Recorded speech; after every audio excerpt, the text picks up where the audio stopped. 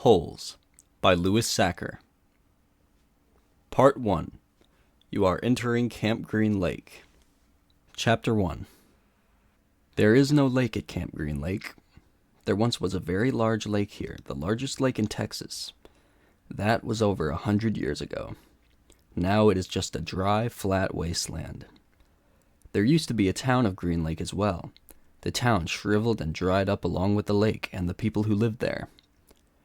During the summer, the daytime temperature hovers around 95 degrees in the shade, if you can find any shade. There's not much shade in a big dry lake. The only trees are 2 old oaks on the eastern edge of the lake.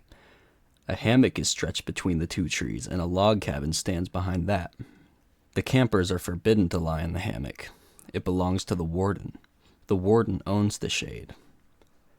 Out on the lake, rattlesnakes and scorpions find shade under rocks and in the holes dug by the campers. Here's a good rule to remember about rattlesnakes and scorpions. If you don't bother them, they won't bother you. Usually. Being bitten by a scorpion or even a rattlesnake is not the worst thing that can happen to you. You won't die. Usually. Sometimes a camper will try to be bitten by a scorpion or even a small rattlesnake. Then he will get to spend a day or 2 recovering in his tent instead of having to dig a hole out on the lake. But you don't want to be bitten by a yellow-spotted lizard. That's the worst thing that can happen to you. You will die a slow and painful death. Always. If you get bitten by a yellow-spotted lizard, you might as well go into the shade of the oak trees and lie in the hammock. There is nothing anyone can do to you anymore. Chapter 2. The reader is probably asking, why would anyone go to Camp Green Lake? Most campers weren't given a choice. Camp Green Lake is a camp for bad boys. If you take a bad boy and make him dig a hole every day in the hot sun, it'll turn him into a good boy. That was what some people thought. Stanley Elnatz was given a choice.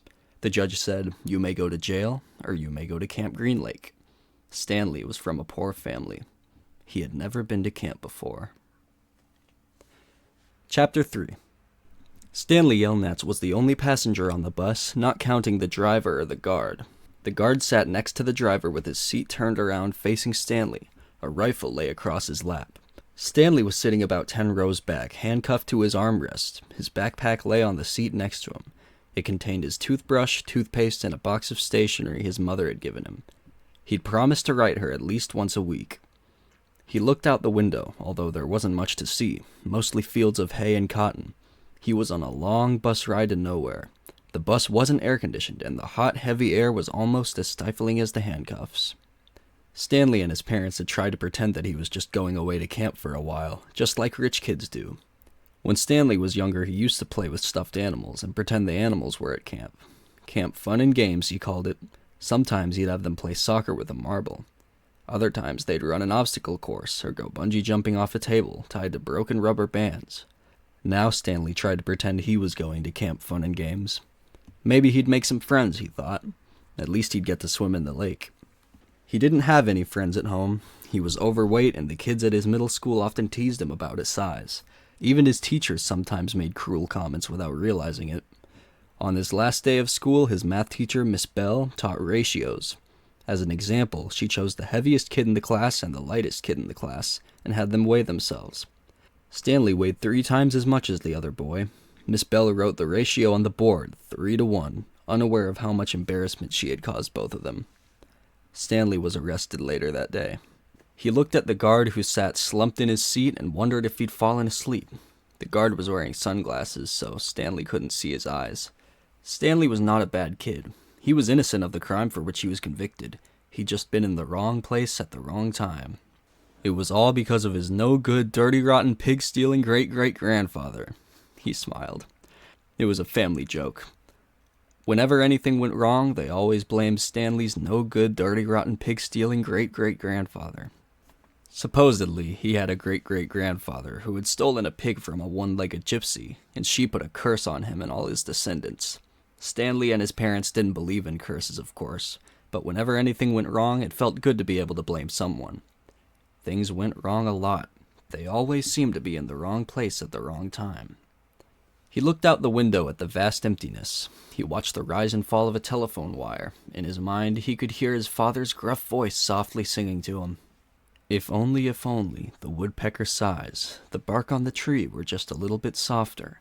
While the wolf waits below, hungry and lonely, he cries to the moon, if only. It was a song his father used to sing to him. The melody was sweet and sad, but Stanley's favorite part was when his father would howl the word moon. The bus hit a small bump and the guard sat up, instantly alert. Stanley's father was an inventor. To be a successful inventor, you need 3 things: intelligence, perseverance, and just a little bit of luck. Stanley's father was smart and had a lot of perseverance. Once he started a project, he would work on it for years, often going days without sleep. He just never had any luck. Every time an experiment failed, Stanley could hear him cursing his dirty, rotten, pig-stealing great-grandfather. Stanley's father was also named Stanley Yelnats. Stanley's father's full name was Stanley Yelnats III.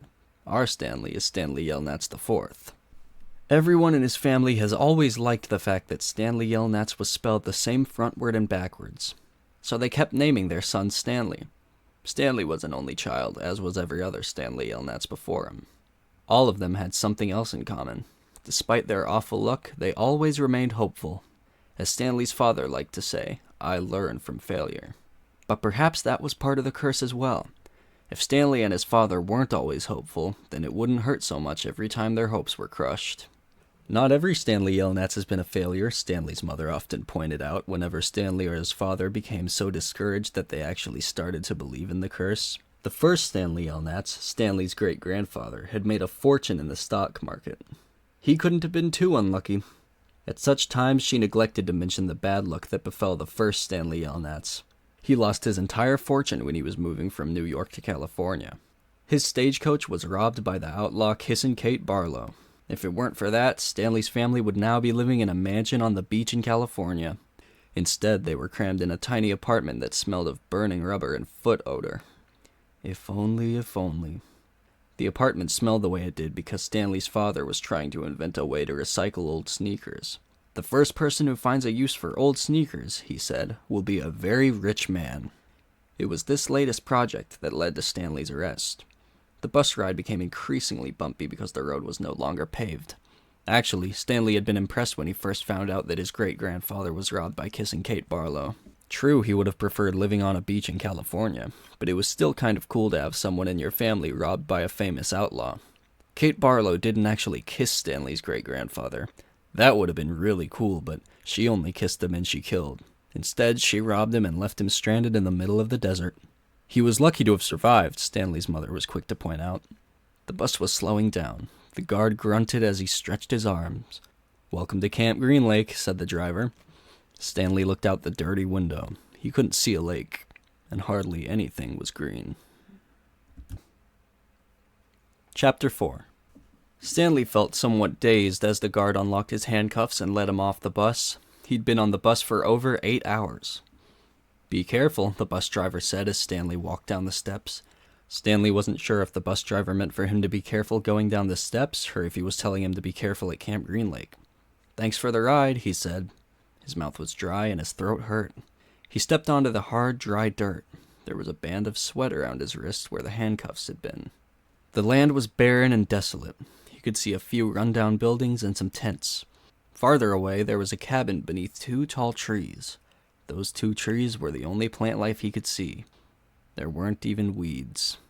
The guard led Stanley to a small building.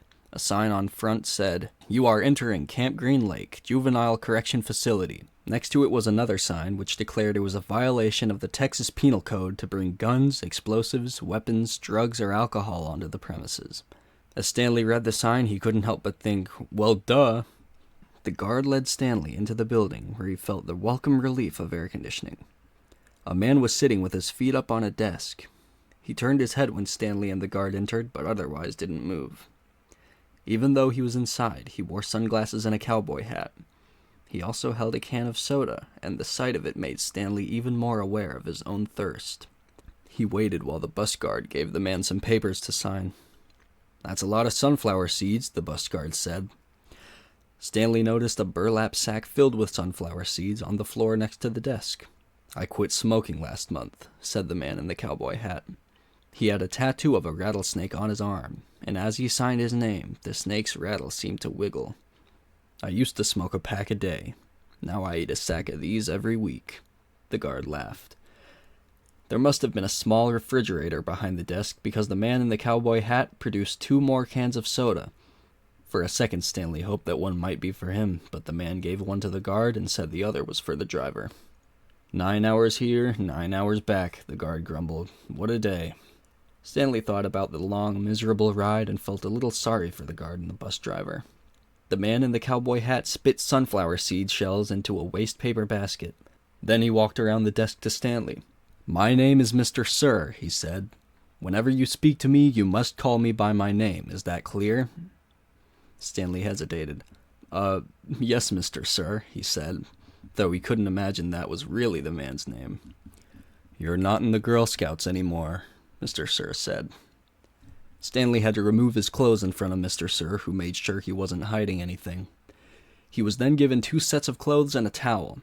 Each set consisted of a large sleeve orange jumpsuit, an orange t-shirt, and yellow socks. Stanley wasn't sure if the socks had been yellow originally. He was also given white sneakers, an orange cap, and a canteen made of heavy plastic, which unfortunately was empty. The cap had a piece of cloth sewn on the back of it for neck protection. Stanley got dressed. The clothes smelled like soap. Mr. Sir told him he should wear 1 set to work in and 1 set for relaxation. Laundry was done every 3 days. On that day, his work clothes would be washed, then the other set would become his work clothes, and he would get clean clothes to wear while resting. You are to dig 1 hole each day, including Saturdays and Sundays. Each hole must be 5 feet deep and 5 feet across in every direction. Your shovel is your measuring stick. Breakfast is served at 4:30. Stanley must have looked surprised because Mr. Sir went on to explain that they started early to avoid the hottest part of the day. "No one's going to babysit you," he added. "The longer it takes you to dig, the longer you'll be out in the sun. If you dig up anything interesting, you are to report it to me or any other counselor. When you finish, the rest of the day is yours." Stanley nodded to show he understood. "This isn't a Girl Scout camp," said Mr. Sir. He checked Stanley's backpack and allowed him to keep it. Then he led Stanley out into the blazing heat. "Take a good look around you," Mr. Sir said. "What do you see?" Stanley looked around across the vast wasteland. The air seemed thick with heat and dirt. "Not much," he said. "Mr. Sir." Mr. Sir laughed. "You see any guard towers?" "No." "How about an electric fence?" "No, Mr. Sir." "There's no fence at all, is there?" "No, Mr. Sir." "You want to run away?" Mr. Sir asked him. Stanley looked back at him, unsure what he meant. "If you want to run away, go ahead, start running. I'm not going to stop you." Stanley didn't know what kind of game Mr. Sir was playing. "I see you looking at my gun. Don't worry, I'm not going to shoot you." He tapped his holster. "This is for yellow-spotted lizards. I wouldn't waste a bullet on you." "I'm not going to run away," Stanley said. "Good thinking," said Mr. Sir. "Nobody runs away from here. We don't need a fence. Know why? Because we've got the only water for 100 miles. You want to run away? You'll be buzzard food in 3 days. Stanley could see some kids dressed in orange and carrying shovels dragging themselves toward the tents. "You thirsty?" asked Mr. Sir. "Yes, Mr. Sir," Stanley said gratefully. "Well, you better get used to it. You're going to be thirsty for the next 18 months. Chapter 5. There were 6 large gray tents, and each one had a black letter on it. A, B, C, D, E, or F. The first 5 tents were for the campers. The counselors slept in F. Stanley was assigned to D tent. Mr. Pendanski was his counselor. "My name is easy to remember," said Mr. Pendanski as he shook hands with Stanley just outside the tent. "Pendanski." Mr. Sir returned to his office.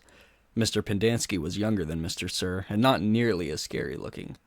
The top of his head was shaved so close it was almost bald, but his face was covered in a thick, curly black beard. His nose was badly sunburned.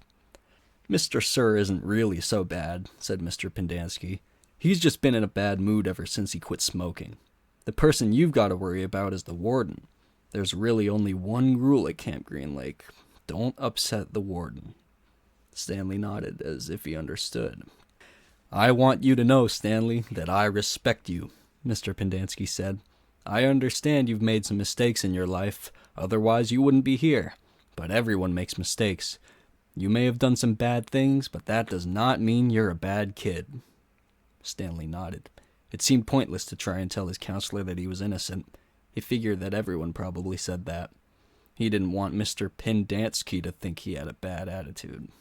"I'm going to help you turn your life around," said his counselor. "But you're going to have to help too. Can I count on your help?" "Yes, sir," Stanley said. Mr. Pendanski said, "Good," and patted Stanley on the back. Two boys, each carrying a shovel, were coming across the compound. Mr.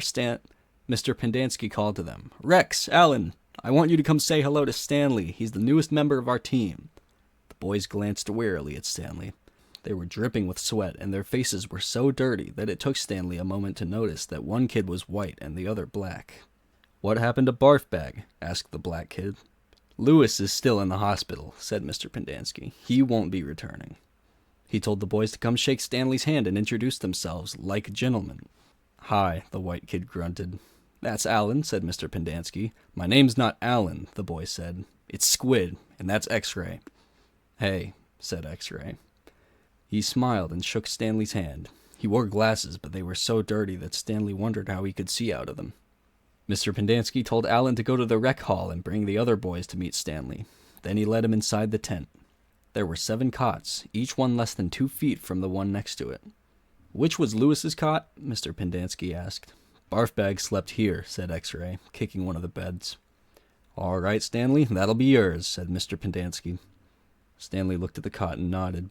He wasn't particularly thrilled about sleeping in the same cot that had been used by somebody named Barfbag. 7 crates were stacked in 2 piles at one side of the tent. The open end of the crates faced outward. Stanley put his backpack, change of clothes, and towel in what used to be Barfbag's crate. It was at the bottom of the stack that had 3 in it. Squid returned with 4 other boys. The first 3 were introduced by Mr. Pendanski as Jose, Theodore, and Ricky. They called themselves Magnet, Armpit, and Zigzag. "They all have nicknames," explained Mr. Pendanski.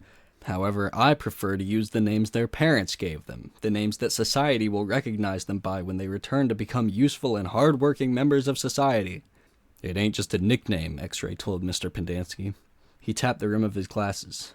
"I can see inside you, Mom. You got a big, fat heart." The last boy either didn't have a real name, or else he didn't have a nickname. Both Mr. Pendanski and X-Ray called him Zero. "You know why his name's Zero?" asked Mr. Pendanski. "Because there's nothing inside his head." He smiled and playfully shook Zero's shoulder. Zero said nothing. "And that's Mom," a boy said. Mr. Pendanski smiled at him. "If it makes you feel better to call me Mom, Theodore, go ahead and call me Mom." He turned to Stanley. "If you have questions, Theodore will help you. You got that, Theodore? I'm depending on you." Theodore spit a thin line of saliva between his teeth, causing some of the other boys to complain about the need to keep their home sanitary. "You were all new here once," said Mr. Pendanski, "and you all know what it feels like. I'm counting on every one of you to help Stanley." Stanley looked at the ground. Mr. Pendanski left the tent, and soon the other boys began to file out as well, taking their towels and change of clothes with them. Stanley was relieved to be alone, but he was so thirsty he felt as if he would die if he didn't get something to drink soon. "Hey, Theodore," he said, going after him. "Do you know where I can fill my canteen?" Theodore whirled and grabbed Stanley by his collar. "My name's not Theodore," he said. "It's Armpit." He threw Stanley to the ground. Stanley stared up at him, terrified. "There's a water spigot on the wall of the shower stall." "Thanks, Armpit," said Stanley. As he watched the boy turn and walk away, he couldn't for the life of him figure out why anyone would want to be called Armpit. In a way, it made him feel a little better about having to sleep in a cot that had been used by somebody named Barfbag. Maybe it was a term of respect. Chapter 6. Stanley took a shower, if you could call it that, ate dinner, if you could call it that, and went to bed, if you could call his smelly and scratchy cot a bed. Because of the scarcity of water, each camper was only allowed a 4-minute shower. It took Stanley nearly that long to get used to the cold water. There was no knob for hot water. He kept stepping into, then jumping back from, the spray until the water shut off automatically. He never managed to use his bar of soap, which was just as well, because he wouldn't have had time to rinse off the suds. Dinner was some kind of stewed meat and vegetables. The meat was brown and the vegetables had once been green. Everything tasted pretty much the same. He ate it all and used his slice of white bread to mop up the juice. Stanley had never been one to leave food on his plate, no matter how it tasted. "What'd you do?" one of the campers asked him. At first, Stanley didn't know what he meant. "They sent you here for a reason." "Oh," he realized, "I stole a pair of sneakers." The other boys thought that was funny. Stanley wasn't sure why. Maybe because their crimes were a lot worse than stealing shoes. "From a store, or were they on someone's feet?" asked Squid. Neither," Stanley answered. "They belonged to Clyde Livingston." Nobody believed him. "Sweet feet?" said X-Ray. "Yeah, right." "No way," said Squid.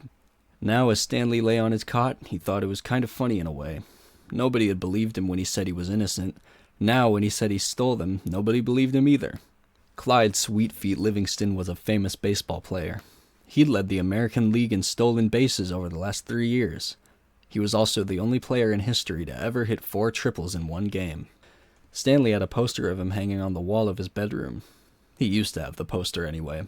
He didn't know where it was now. It had been taken by the police and was used as evidence of his guilt in the courtroom. Clyde Livingston also came to court. In spite of everything, when Stanley found out that Sweetfeet was going to be there, he was actually excited about the prospect of meeting his hero. Clyde Livingston testified that they were his sneakers and that he had donated them to help raise money for the homeless shelter. He said he couldn't imagine what kind of horrible person would steal from homeless children. That was the worst part for Stanley.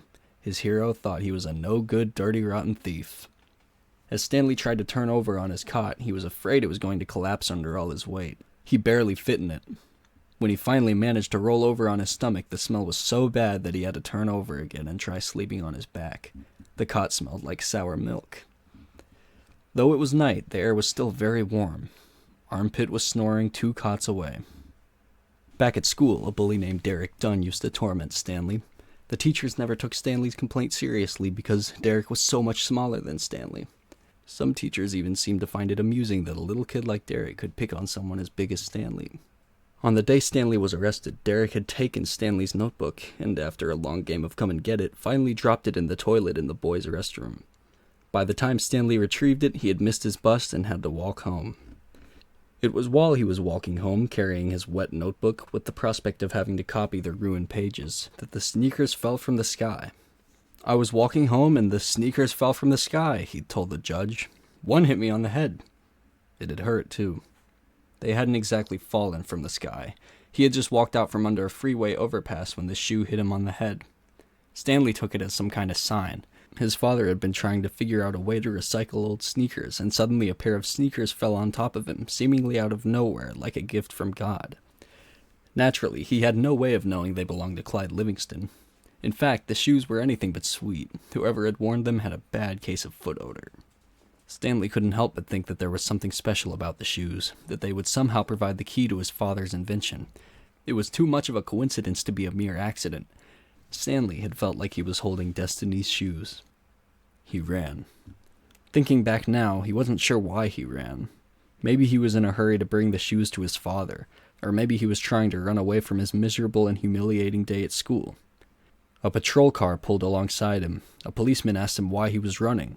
Then he took the shoes and made a call on his radio. Shortly thereafter, Stanley was arrested. It turned out the sneakers had been stolen from a display at the homeless shelter. That evening, rich people were going to come to the shelter and pay $100 to eat the food that the poor people ate every day for free. Clyde Livingston, who had once lived at the shelter when he was younger, was going to speak and sign autographs. His shoes would be auctioned, and it was expected that they would sell for over $5,000. All the money would go to help the homeless. Because of the baseball schedule, Stanley's trial was delayed several months. His parents couldn't afford a lawyer. "You don't need a lawyer," his mother had said. "Just tell the truth." Stanley told the truth, but perhaps it would have been better if he had lied a little. He could have said he found the shoes on the street. No one believed they fell from the sky. It wasn't destiny, he realized. It was his no-good, dirty, rotten, pig-stealing great-great-grandfather. The judge called Stanley's crime despicable. The shoes were valued at over $5,000. It was money that would provide food and shelter for the homeless, and you stole that from them, just so you could have a souvenir. The judge said that there was an opening at Camp Green Lake, and he suggested that the discipline of the camp might improve Stanley's character. It was either that or jail. Stanley's parents asked if they could have some time to find out more about Camp Green Lake, but the judge advised them to make a quick decision. Vacancies don't last long at Camp Green Lake. Chapter 7. The shovel felt heavy in Stanley's soft, fleshy hands. He tried to jam it into the earth, but the blade banged against the ground and bounced off without making a dent. The vibrations ran up the shaft of the shovel and into Stanley's wrist, making his bones rattle. It was still dark. The only light came from the moon and the stars, more stars than Stanley had ever seen before. It seemed he had only just gotten to sleep when Mr. Pendanski came in and woke everyone up. Using all his might, he brought the shovel back down onto the dry lake bed. The force stung his hands, but made no impression on the earth. He wondered if he had a defective shovel.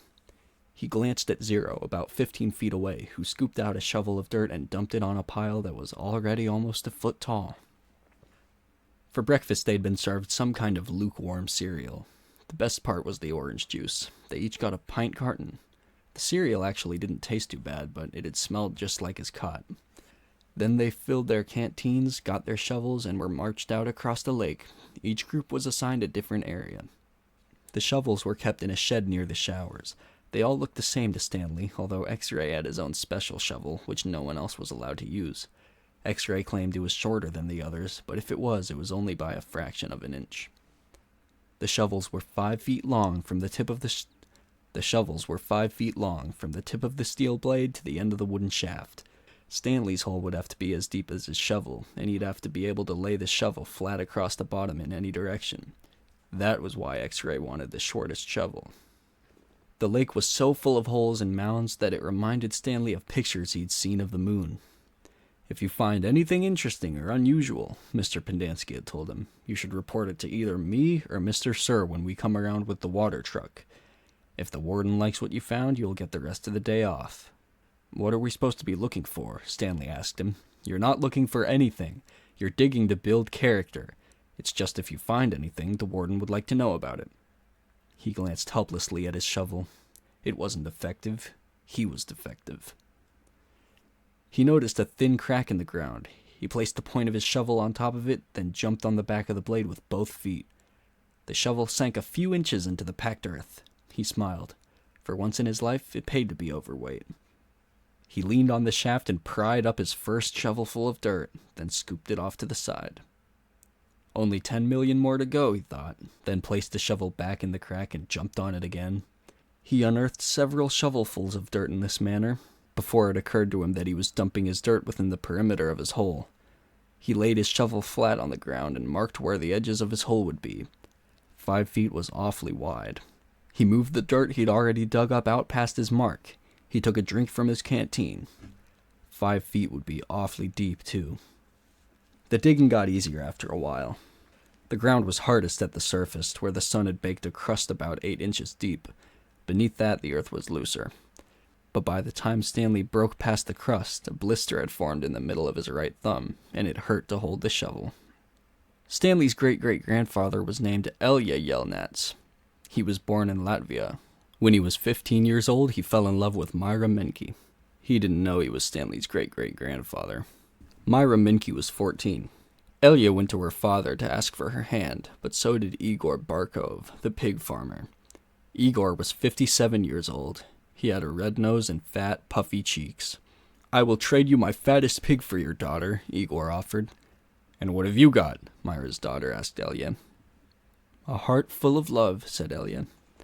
"I'd rather have a fat pig," said Myra's father.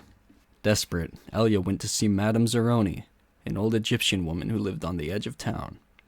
He had become friends with her, though she was quite a bit older than him. She was even older than Igor Barkov. The other boys of his village liked to mud wrestle. Elya preferred visiting Madame Zeroni and listening to her many stories. Madame Zeroni had dark skin and a very wide mouth. When she looked at you, her eyes seemed to expand, and you felt like she was looking right through you. "Elya, what's wrong?" she asked, before he even told her he was upset. She was sitting in a homemade wheelchair. She had no left foot. Her legs stopped at her ankle. "I'm in love with Myra Minke," Elya confessed. "But Igor Barkov has offered to trade his fattest pig for her. I can't compete with that." "Good," said Madame Zeroni. "You're too young to get married. You've got your whole life ahead of you." "But I love Mira." Mira's head is as empty as a flower pot. But she's beautiful. So is a flower pot. Can she push a plow? Can she milk a goat? Nope, she is too delicate. Can she have an intelligent conversation? Nope, she is silly and foolish. Will she take care of you when you are sick? No, she is spoiled and will only want you to take care of her. So she is beautiful. So what? Madame Zeroni spat on the dirt. She told Elia that he should go to America. Like my son. That's where your future lies, not with Myra Menke. But Elia would hear none of that. He was 15, and all he could see was Myra's shallow beauty. Madame Zeroni hated to see Elia so forlorn. Against her better judgment, she agreed to help him. It just so happens my sow gave birth to a litter of piglets yesterday, she said. There is one little runt whom she won't suckle. You may have him. He would die anyway. Madame Zeroni led Elia around the back of her house where she kept her pigs. Elia took the tiny piglet, but he didn't see what good it would do him. It wasn't much bigger than a rat. He'll grow, Madame Zeroni assured him. Do you see that mountain on the edge of the forest? Yes, said Elia. On the top of the mountain, there is a stream where the water runs uphill.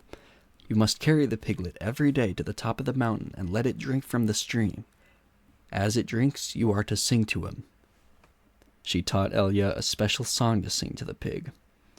On the day of Myra's 15th birthday, you should carry the pig up the mountain for the last time, then take it directly to Myra's father. It will be fatter than any of Igor's pigs. If it is that big and fat, asked Elia, how will I be able to carry it up the mountain? The piglet is not too heavy for you now, is it? Of course not, said Elia. Do you think it'll be too heavy for you tomorrow? No. Every day you will bring the pig up the mountain.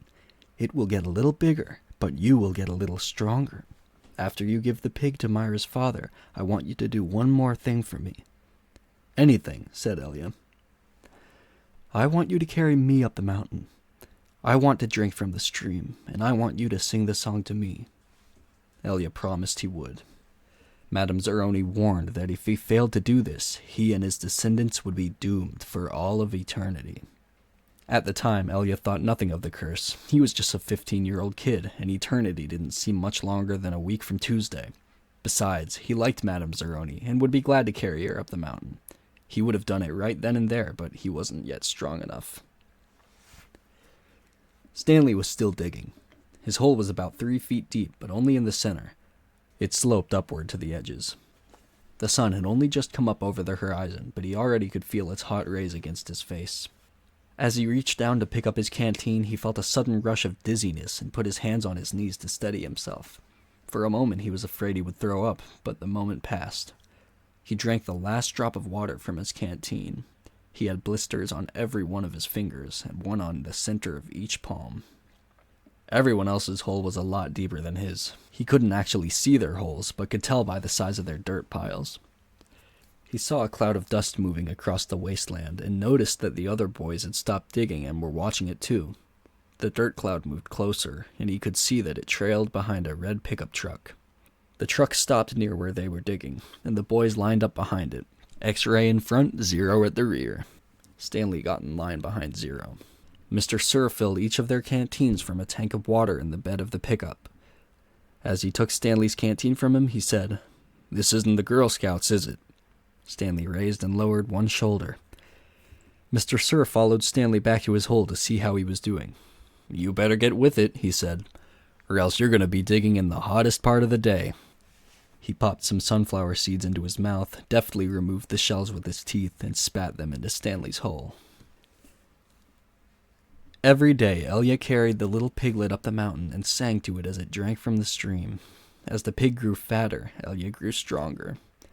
On the day of Myra's 15th birthday, Elia's pig weighed over 50 stones. Madame Zeroni had told him to carry the pig up the mountain on that day as well, but Elia didn't want to present himself to Myra smelling like a pig. Instead, he took a bath. It was his second bath in less than a week. Then he led the pig to Myra's. Igor Balkov was there with his pig as well. "These are 2 of the finest pigs I've ever seen," Myra's father declared. He was also impressed with Elia, who seemed to have grown bigger and stronger in the last 2 months.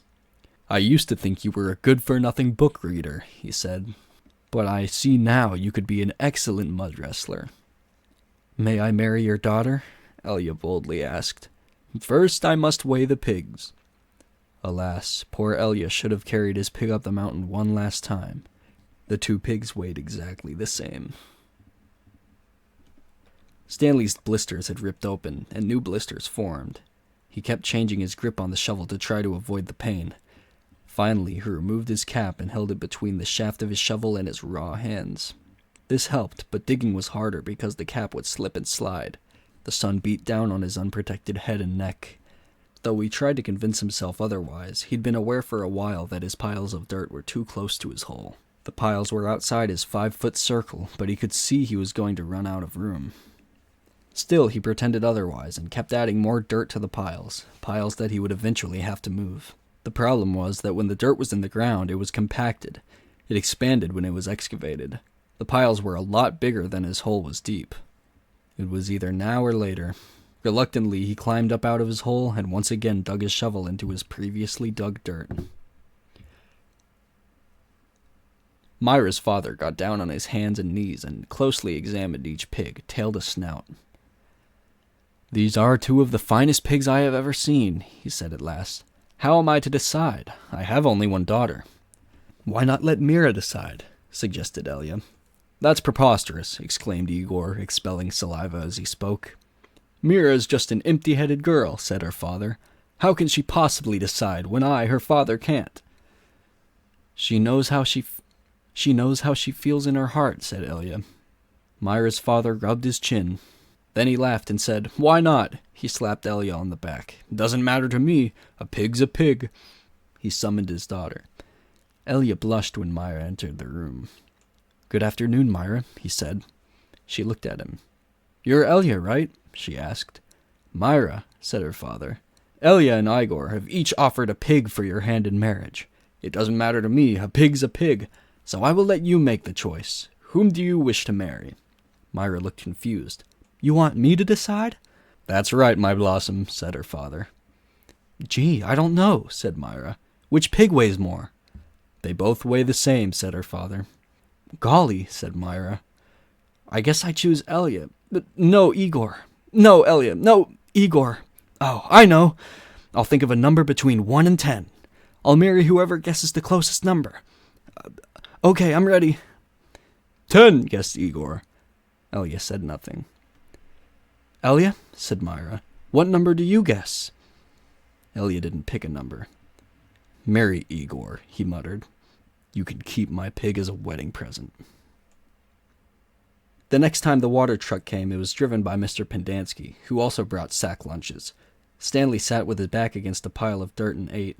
He had a bologna sandwich, potato chips, and a large chocolate chip cookie. "How you doing?" asked Magnet. "Not real good," said Stanley. "Well, the first hole's the hardest," Magnet said. Stanley took a long, deep breath. He couldn't afford to dawdle. He was way behind the others, and the sun just kept getting hotter.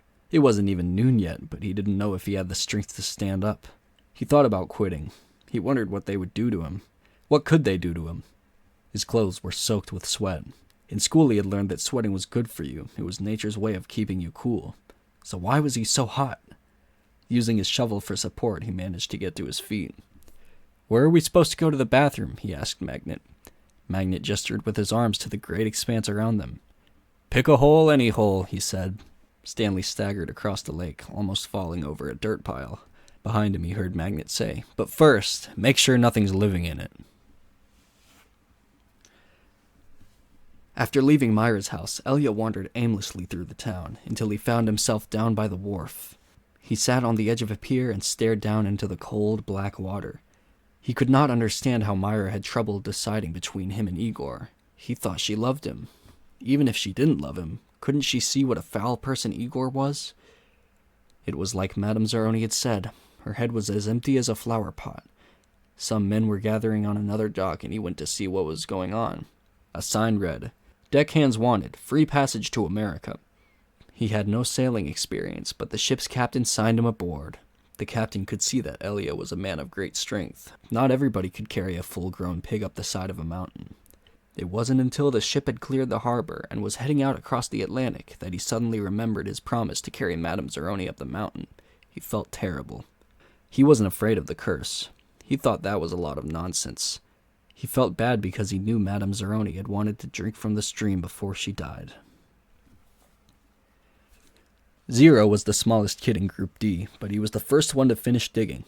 "You're finished?" Stanley asked enviously. Zero said nothing. Stanley walked to Zero's hole and watched him measure it with his shovel. The top of his hole was a perfect circle, and the sides were smooth and steep. Not one dirt clod more than necessary had been removed from the earth. Zero pulled himself up to the surface. He didn't even smile. He looked down at his perfectly dug hole, spat in it, then turned and headed back to the camp compound.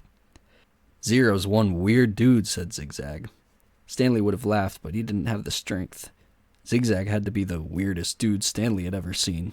He had a long, skinny neck and a big, round head with wild, frizzy blonde hair that stuck out in all directions. His head seemed to bob up and down on his neck, like he was on a spring. Armpit was the second one to finish digging. He also spat in his hole before heading back to the camp compound. One by one, Stanley watched each of the boys spit into his hole and return to the camp compound. Stanley kept digging. His hole was almost up to his shoulders, although it was hard to tell exactly where the ground level was because his dirt piles completely surrounded the hole. The deeper he got, the harder it was to raise the dirt up and out of the hole. Once again he realized he was going to have to move the piles. His cap was stained with blood from his hands. He felt like he was digging his own grave. In America, Elia learned to speak English. He fell in love with a woman named Sarah Miller. She could push a plow, milk a goat, and, most important, think for herself. She and Elia often stayed up half the night talking and laughing together. Their life was not easy. Elia worked hard, but bad luck seemed to follow him everywhere. He always seemed to be in the wrong place at the wrong time. He remembered Madame Zeroni telling him that she had a son in America. Elia was forever looking for him. He'd walk up to complete strangers and ask if they knew someone named Zeroni, or had ever heard of anyone named Zeroni. No one did. Elia wasn't sure what he'd do if he ever found Madame Zeroni's son anyway. Carry him up a mountain and sing the pig lullaby to him? After his barn was struck by lightning for the third time, he told Sarah about his broken promise to Madame Zeroni. "I'm worse than a pig thief," he said.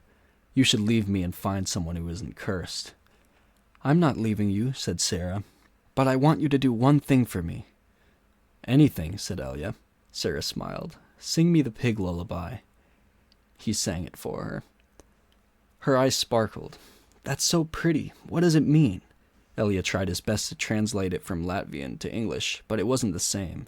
"It rhymes in Latvian," he told her. "I could tell," said Sarah. A year later, their child was born. Sarah named him Stanley because she noticed that Stanley was Yelnats spelled backwards. Sarah changed the words of the pig lullaby so that they rhymed, and every night she sang it to little Stanley. If only, the woodpecker sighs, the bark on the tree was as soft as the skies, while the wolf waits below, hungry and lonely, crying to the moon, if only, if only. Stanley's hole was as deep as his shovel, but not quite wide enough on the bottom. He grimaced as he sliced off a chunk of dirt, then raised it up and flung it onto a pile. He laid his shovel back down on the bottom of his hole, and to his surprise, it fit. He rotated it and only had to chip off a few chunks of dirt here and there before it could lie flat across his hole in every direction. He heard the water truck approaching and felt a strange sense of pride at being able to show Mr. Sir, or Mr. Pendanski, that he had dug his first hole. He put his hands on the rim and tried to pull himself up. He couldn't do it. His arms were too weak to lift his heavy body. He used his legs to help, but he just didn't have any strength. He was trapped in his hole. It was almost funny, but he wasn't in the mood to laugh. "Stanley!" he heard Mr. Pendanski call. Using his shovel, he dug 2 footholds in the whole wall. He climbed out to see Mr. Pendanski walking over to him. "I was afraid you'd fainted," Mr. Pendanski said. "You wouldn't have been the first." "I'm finished," Stanley said, putting his blood-spotted cap back on his head. "All right," said Mr. Pendanski, raising his hand for a high five, but Stanley ignored it. He didn't have the strength. Mr. Pendanski lowered his hand and looked down at Stanley's hole. "Well done," he said. "You want to ride back?" Stanley shook his head. "I'll walk." Mr. Pendanski climbed back into the truck without filling Stanley's canteen. Stanley waited for him to drive away, then took another look at his hole. He knew it was nothing to be proud of, but he felt proud nonetheless. He sucked up his last bit of saliva and spat. Chapter 8. A lot of people don't believe in curses. A lot of people don't believe in yellow-spotted lizards either, but if one bites you, it doesn't make a difference whether you believe in it or not. Actually, it is kind of odd that scientists named the lizard after its yellow spots. Each lizard has exactly 11 yellow spots, but the spots are hard to see on its yellow-green body. The lizard is from 6 to 10 inches long and has big red eyes. In truth, its eyes are yellow, and it's the skin around the eyes which is red, but everyone always speaks of its red eyes. It also has black teeth and a milky white tongue. Looking at one, you would have thought that it should have been named a red-eyed lizard, or a black-toothed lizard, or perhaps a white-tongued lizard. If you've ever been close enough to see the yellow spots, you're probably dead. The yellow-spotted lizards like to live in holes, which offer shade from the sun and protection from predatory birds. Up to 20 lizards may live in one hole. They have strong, powerful legs and can leap out of very deep holes to attack their prey. They eat small animals, insects, certain cactus thorns, and the shells of sunflower seeds. Chapter 9. Stanley stood in the shower and let the cold water pour over his hot and sore body. It was 4 minutes of heaven. For the second day in a row, he didn't use soap. He was too tired. There was no roof over the shower building, and the walls were raised up 6 inches off the ground except in the corners. There was no drain in the floor. The water ran out under the walls and evaporated quickly in the sun. He put on his clean set of orange clothes. He returned to his tent, put his duty clothes on his crate, got out his pin and a box of stationery, and headed to the rec room. A sign on the door said rec room. Nearly everything in the room was broken. The TV, the pinball machine, the furniture. Even the people looked broken, with their worn-out bodies sprawled over the various chairs and sofas. X-Ray and Armpit were playing pool. The surface of the table reminded Stanley of the surface of the lake. It was full of bumps and holes because so many people had carved their initials into the felt. There was a hole in the far wall, and an electric fan had been placed in front of it. Cheap air conditioning. At least the fan worked. As Stanley made his way across the room, he tripped over an outstretched leg. "Hey, watch it," said an orange lump on a chair. "You watch it," muttered Stanley, too tired to care. "What'd you say?" the lump demanded. "Nothing," said Stanley. The lump rose. He was almost as big as Stanley, and a lot tougher. "You said something." He poked his fat finger in Stanley's neck. "What'd you say?" A crowd quickly formed around them. "Be cool," said X-Ray. He put his hand on Stanley's shoulder. "You don't want to mess with the caveman," he warned. "The caveman's cool," said Armpit. "I'm not looking for trouble," Stanley said. "I'm just tired, that's all." The lump grunted. X-Ray and Armpit led Stanley over to a couch. Squid slid over to make room as Stanley sat down. "Did you see the caveman back there?" X-Ray asked. "The caveman's one tough dude," said Squid as he lightly punched Stanley's arm. Stanley leaned back against the torn vinyl upholstery. Despite his shower, his body still radiated heat. "I wasn't trying to start anything," he said. The last thing he wanted to do after killing himself all day on the lake was to get in a fight with a boy called the caveman. He was glad X-Ray and Armpit had come to his rescue. "Well, how'd you like your first hole?" asked Squid. Stanley groaned, and the other boys laughed. "Well, the first hole's the hardest," said Stanley. "No way," said X-Ray. "The second hole's a lot harder. You're hurting before you even get started. If you think you're sore now, just wait and see how you feel tomorrow morning, right?" "That's right," said Squid. "Plus, the fun's gone," said X-Ray. "The fun?" said Stanley. "Don't lie to me," said X-Ray. "I bet you always wanted to dig a big hole, right? Am I right?" Stanley had never really thought about it before, but he knew better than to tell X-Ray he wasn't right. "Every kid in the world wants to dig a great big hole," said X-Ray. "To China, right?" "Right," said Stanley. "See what I mean?" said X-Ray. "That's what I'm saying. But now the fun's gone, and you still gotta do it again and again and again." "Camp fun and games," said Stanley. "What's in the box?" asked Squid. Stanley had forgotten he brought it. Paper. I was gonna write a letter to my mother." "Your mother?" laughed Squid. "She'll worry if I don't." Squid scowled. Stanley looked around the room. This was the one place in camp where the boys could enjoy themselves, and what'd they do? They wrecked it. The glass on the TV was smashed as if someone had put his foot through it. Every table and chair seemed to be missing at least one leg. Everything leaned. He waited to write the letter until after Squid had gotten up and joined the game of pool. "Dear Mom, today was my first day at camp, and I've already made some friends. We've been out on the lake all day, so I'm pretty tired. Once I pass the swimming test, I'll get to learn how to water ski. He stopped writing as he became aware that somebody was reading over his shoulder. He turned to see Zero, standing behind the couch. "I don't want her to worry about me," he explained. Zero said nothing. He just stared at the letter with a serious, almost angry look on his face. Stanley slipped it back into the stationery box.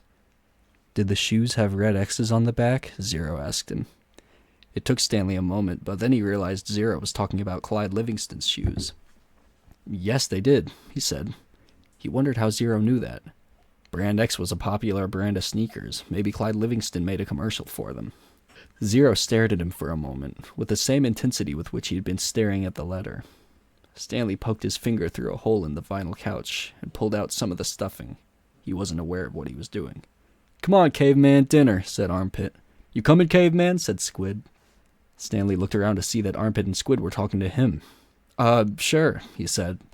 He put the piece of stationery back in the box, then got up and followed the boys out to the tables. The lump wasn't the caveman. He was. He shrugged his left shoulder. It was better than Barf Bag. Chapter 10. Stanley had no trouble falling asleep, but morning came much too quickly. Every muscle and joint in his body ached as he tried to get out of bed. He didn't think it was possible, but his body hurt more than it had the day before. It wasn't just his arms and back, but his legs, ankles, and waist also hurt. The one thing that got him out of bed was knowing that every second he wasted meant he was 1 second closer to the rising of the sun.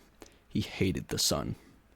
He could hardly lift his spoon during breakfast, and then he was out on the lake, his spoon replaced by a shovel. He found a crack in the ground and began his second hole. He stepped on the shovel blade and pushed on the very back of the shaft with the base of his thumb. This hurt less than trying to hold the shaft with his blistered fingers. As he dug, he was careful to dump the dirt far away from the hole. He needed to save the area around the hole for when his hole was much deeper. He didn't know if he'd ever get that far. X-Ray was right. The second hole was the hardest. It would take a miracle. As long as the sun wasn't out yet, he removed his cap and used it to help protect his hands. Once the sun rose, he would have to put it back on his head. His neck and forehead had been badly burned the day before. He took it one shovel at a time and tried not to think of the awesome task that lay ahead of him. After an hour or so, his sore muscles seemed to loosen up a little bit. He grunted as he tried to stick his shovel into the dirt. His cap slipped out from under his fingers and the shovel fell free. He let it lie there. He took a drink from his canteen. He guessed that the water truck should be coming soon, but he didn't finish all the water, just in case he was wrong. He'd learned to wait until he saw the truck before drinking the last drop. The sun wasn't up yet, but its rays arched over the horizon and brought light to the sky. He reached down to pick up his cap, and there next to it he saw a wide, flat rock. As he put his cap on his head, he continued to look down at the rock. He picked it up. He thought he could see the shape of a fish fossilized in it. He rubbed off some dirt, and the outline of the fish became clearer. The sun peeked over the horizon, and he could actually see tiny lines where every one of the fish's bones had been. He looked at the barren land all around him. True, everyone referred to this area as the lake, but it was still hard to believe that this dry wasteland was once full of water. Then he remembered what Mr. Sir and Mr. Pendanski had both said. If he dug up anything interesting, he should report it to one of them. If the warden liked it, he would get the rest of the day off. He looked back down at the fish. He'd found his miracle. He continued to dig, though very slowly, as he waited for the water truck. He didn't want to bring attention to his find, afraid that one of the other boys might try to take it from him. He tossed the rock face down beside his dirt pile as if it had no special value. A short while later, he saw the cloud of dirt heading across the lake. A truck stopped and the boys lined up. They always lined up in the same order, Stanley realized, no matter who got there first. X-Ray was always at the front of the line. Then came Armpit, Squid, Zigzag, Magnet, and Zero. Stanley got in line behind Zero. He was glad to be at the back so no one would notice the fossil. His pants had very large pockets, but the rock still made a bulge. Mr. Pendanski filled each boy's canteen until Stanley was the only one left. "I found something," Stanley said, taking it out of his pocket. Mr. Pendanski reached for Stanley's canteen, but Stanley handed him the rock instead. "What's this?" "It's a fossil," said Stanley. "See the fish?" Mr. Pendanski looked at it again. "See, you can even see all of its little bones," said Stanley. "Interesting," said Mr. Pendanski. "Let me have your canteen." Stanley handed it to him. Mr. Pendanski filled it, then returned it. "So, do I get the rest of the day off?" "What for?" "You know, you said if I found something interesting, the warden would give me the day off." Mr. Pendanski laughed as he gave the fossil back to Stanley. Sorry, Stanley. The warden isn't interested in fossils. Let me see that, said Magnet, taking the rock from Stanley. Stanley continued to stare at Mr. Pendanski. Hey, Zig, dig this rock. Cool, said Zigzag. Stanley saw his fossil being passed around. I don't see nothing, said X-Ray. He took off his glasses, wiped them on his dirty clothes, and put them back on. See, look at the little fishy, said Armpit. Chapter 11. Stanley returned to his hole. It wasn't fair. Mr. Pendanski had even said his fossil was interesting. He slammed his shovel into the ground and pried up another piece of earth. After a while, he noticed X-Ray had come by and was watching him dig. Hey, caveman, let me talk to you for a second, X-Ray said.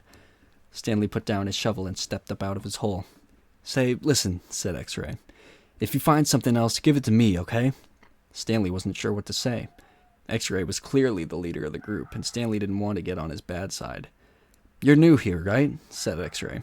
I've been here for almost a year. I've never found anything. You know, my eyesight's not so good. No one knows this, but you know why my name's X-Ray? Stanley shrugged one shoulder. It's Pig Latin for Rex. That's all. I'm too blind to find anything. Stanley tried to remember how Pig Latin worked. I mean, X-Ray went on, why should you get the day off when you've only been here a couple days?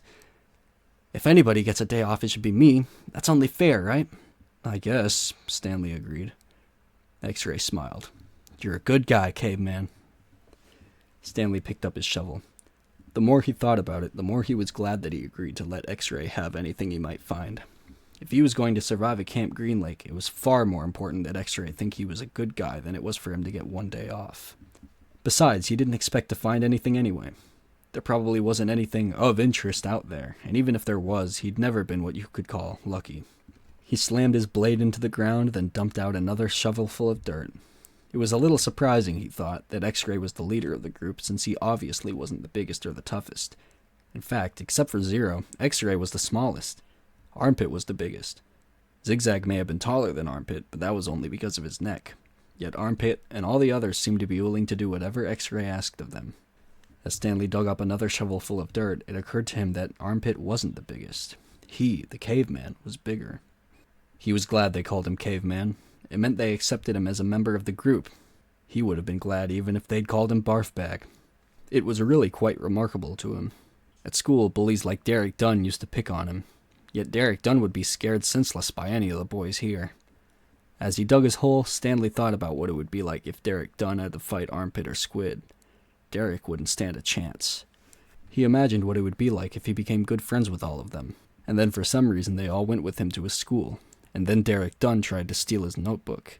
Just what do you think you're doing? Asked Squid, as he slams his hands into Derek Dunn's smug face. Caveman's our friend, said Armpit, grabbing him by the shin collar. Stanley played the scene over and over again in his mind, each time watching another boy from Group D beat up Derek Dunn. It helped him dig his hole and ease his own suffering. Whatever pain he felt was being felt 10 times worse by Derek. Chapter 12. Again, Stanley was the last one to finish digging. It was late afternoon when he dragged himself back to the compound. This time he would have accepted a ride on the truck if it was offered. When he got to the tent, he found Mr. Pendanski and the other boys sitting in a circle on the ground. Welcome, Stanley, said Mr. Pendanski. Hey, caveman, you get your hole dug? Asked Magnet. He managed to nod. You spitting it? Asked Squid.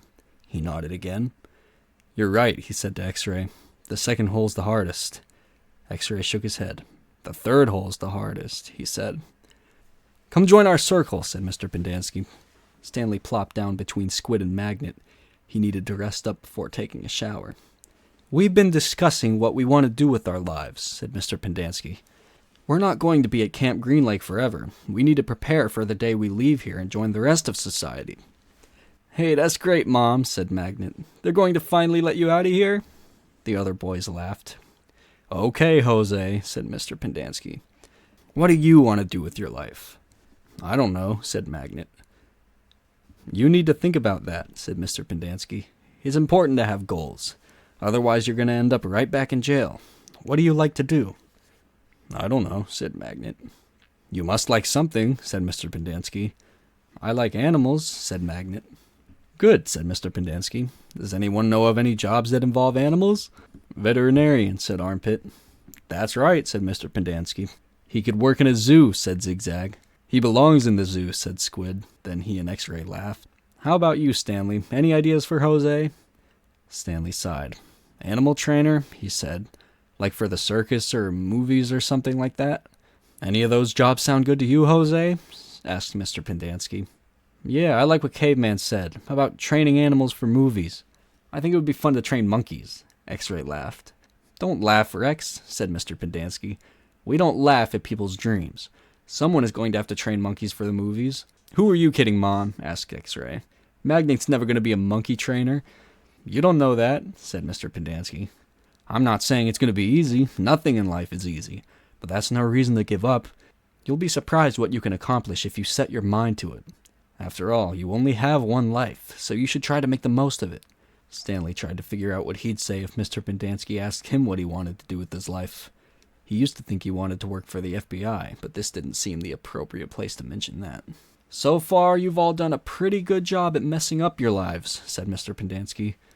I know you think you're cool. He looked at Stanley. So you're Caveman now, huh? You like digging holes, Caveman? Stanley didn't know what to say. Well, let me tell you something, Caveman. You are here on account of one person.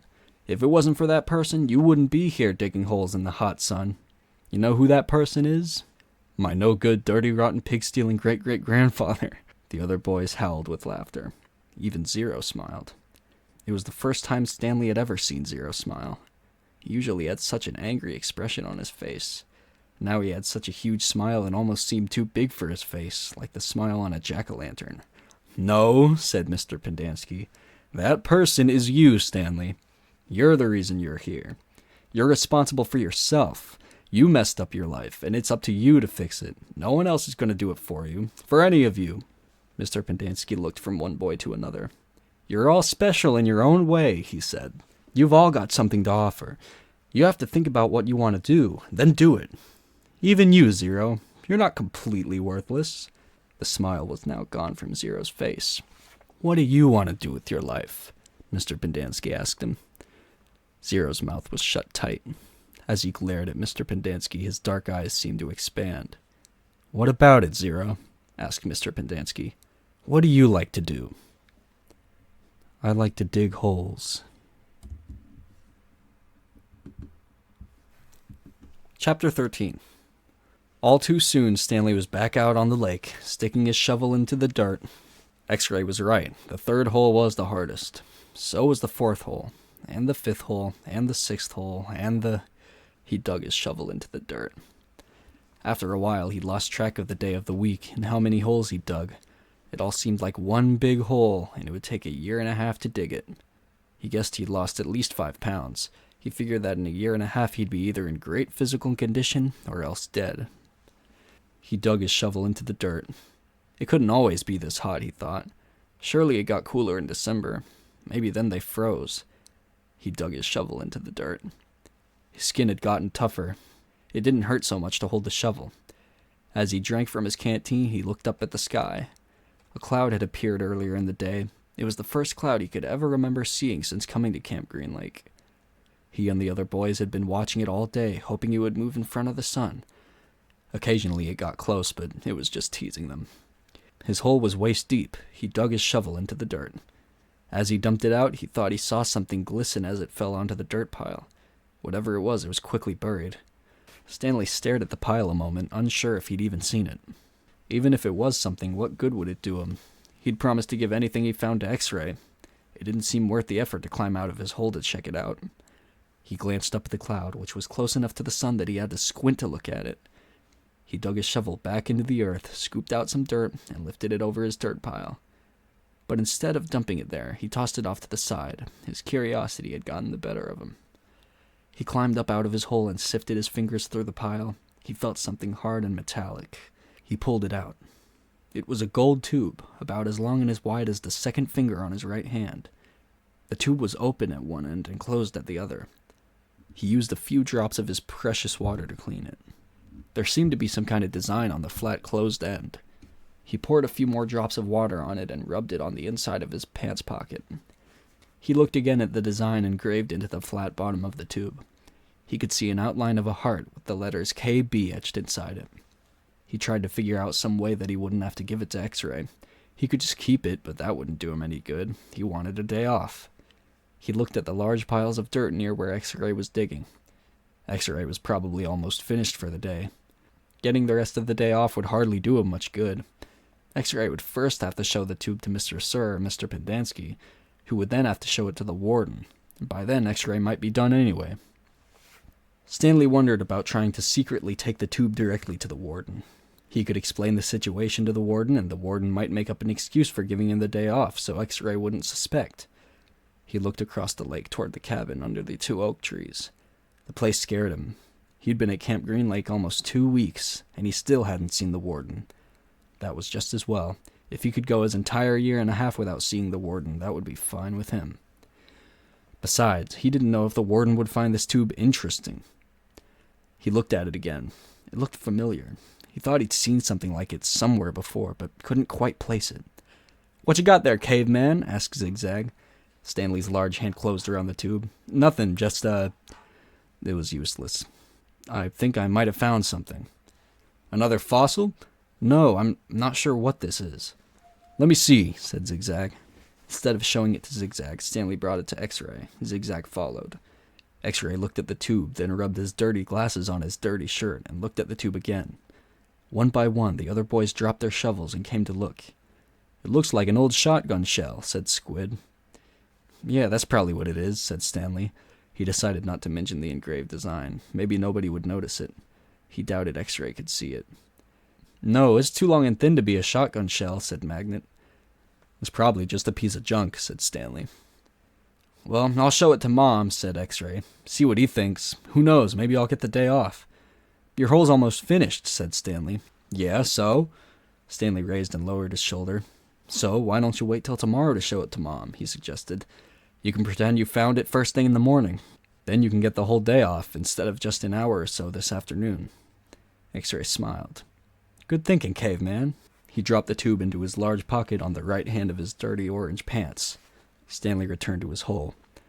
When the water truck came, Stanley started to take his place at the end of the line, but X-Ray told him to get behind Magnet in front of Zero. Stanley moved up one place in line. Chapter 14. That night, as Stanley lay on his scratchy and smelly cot, he tried to figure out what he could have done differently, but there was nothing he could do. For once in his unlucky life, he was in the right place at the right time, and it still didn't help him. "You got it?" he asked X-Ray the next morning at breakfast. X-Ray looked at him with half-open eyes behind his dirty glasses. "I don't know what you're talking about," he grumbled. "You know," said Stanley. "No, I don't know," X-Ray snapped. "So just leave me alone, okay? I don't want to talk to you." Stanley didn't say another word. Mr. Sir marched the boys out to the lake, chewing sunflower seeds along the way and spitting out the shells. He scraped the ground with his boot heel to mark where each boy was supposed to dig. Stanley stamped down on the back of the blade of the shovel, piercing the hard, dry earth. He couldn't figure out why X-Ray snapped at him. If he wasn't going to produce the tube, why did he make Stanley give it to him? Was he just going to keep it? The tube was gold in color, but Stanley didn't believe it was real gold. The water truck came a little after sunrise. Stanley finished his last drop of water and stepped up out of his hole. At this time of day, Stanley sometimes could see some distant hills or mountains on the other side of the lake. They were only visible for a short while and would soon disappear behind the haze of heat and dirt. The truck stopped and the dust cloud drifted past it. X-Ray took his place at the front of the line. Mr. Pendanski filled his canteen. "Thanks, Mom," X-Ray said. He didn't mention the tube. Mr. Pendanski filled all the canteens, then climbed back into the cab of the pickup. He still had to bring water to Group E. Stanley could see them digging about 200 yards away. "Mr. Pendanski!" X-Ray shouted from his hole. "Wait, Mr. Pendanski, I think I might have found something." The boys all followed Mr. Pendanski as he walked over to X-Ray's hole. Stanley could see the gold tube sticking out of some dirt on the end of X-Ray's shovel. Mr. Pendanski examined it and took a long look at its flat bottom. "I think the warden's going to like this." "Does X-Ray get the day off?" asked Squid. "Just keep digging until someone says otherwise," Mr. Pendanski said. Then he smiled. "But if I were you, Rex, I wouldn't dig too hard." Stanley watched the cloud of dust move across the lake to the cabin beneath the trees. The boys in Group E were just going to have to wait. It didn't take long for the pickup to return. Mr. Pendanski stepped out of his cab. A tall woman with red hair stepped out of the passenger side. She looked even taller than she was since Stanley was down in his hole. She wore a black cowboy hat and black cowboy boots, which were studded with turquoise stones. The sleeves on her shirt were rolled up, and her arms were covered with freckles, as was her face. She walked right up to X-Ray. "This where you found it?" "Yes, ma'am." "Your good work will be rewarded." She turned to Mr. Pendanski. "Drive X-Ray back to camp. Let him take a double shower and give him some clean clothes. But first, I want you to fill everyone's canteen." "I just filled them a little while ago," said Mr. Pendanski. The warden stared at him. "Excuse me?" she said. Her voice was soft. "I had just filled them when Rex—" "Excuse me," the warden said again. "Did I ask when you last filled them?" "No, but it's just—" "Excuse me?" Mr. Pendanski stopped talking. The warden wiggled her finger for him to come to her. "It's hot, and it's only going to get hotter," she said. "Now, these fine boys have been working hard. Don't you think it might be possible that they might have taken a drink since you last filled their canteens?" Mr. Pendanski said nothing. The warden turned to Stanley. "Caveman, will you come here, please?" Stanley was surprised she knew his name. He had never seen her.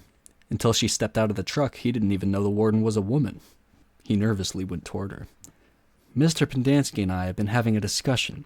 Have you taken a drink since Mr. Pendanski last filled your canteen?" Stanley didn't want to cause any trouble for Mr. Pendanski. "I still got plenty left," he said. "Excuse me?" He stopped. "Yeah, I drank some." "Thank you. May I see your canteen, please?" Stanley handed it to her. Her fingernails were painted dark red. She gently shook the canteen, letting the water swish inside the plastic container. "Do you hear the empty spaces?" she asked. "Yes," said Mr. Pendanski. "Then fill it," she said. "And the next time I tell you to do something, I expect you to do it without questioning my authority. If it's too much trouble for you to fill a canteen, I'll give you a shovel. You can dig the hole, and the caveman can fill your canteen." She turned back to Stanley. "I don't think that would be too much trouble for you, would it?" "No," said Stanley. "So what'll it be?" she asked Mr. Pendanski. "Do you want to fill the canteens, or do you want to dig?" "I'll fill the canteens," said Mr. Pendanski. "Thank you."